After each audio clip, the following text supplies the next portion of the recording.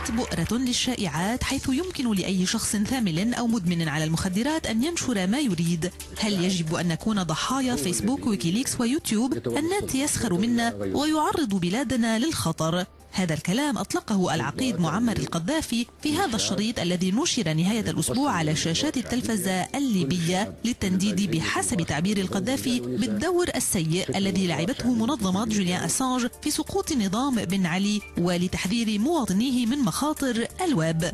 هذا الكلام أثار موجة من الاستياء على الشبكة. بالنسبة للمدونة البحرينية أمير الحسيني، كلام القذافي هذا لا يعبر سوى عن خوف وقلق الأنظمة الدكتاتورية في المنطقة من النت كما تقول.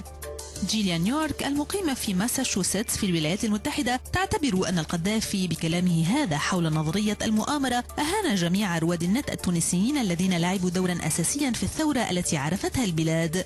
كثر لا يتوقعون إحراز تقدم خصوصا في مجال حقوق الإنسان، إلا أن المسألة تبقى مطروحة على المدونات الصينية المهتمة بمصير المحامي جاو زيتشينغ الذي اختفى منذ إبريل الماضي. ولتسليط الضوء على اختفائه، زوجة المحامي نشرت مؤخرا نصا يخبر فيه جاو كيف كان يتعرض للضغوط والمراقبة. في الانتظار، التنديد بنظام القذافي يتسع في ليبيا والشبكة تلعب فيه دورا مهما أيضا. موقع المعارضة المنارة نشر العديد من الأشرطة المصورة التي تظهر تظاهرات نظمت في مدينة البيداء للمطالبة بمساكن لائقة.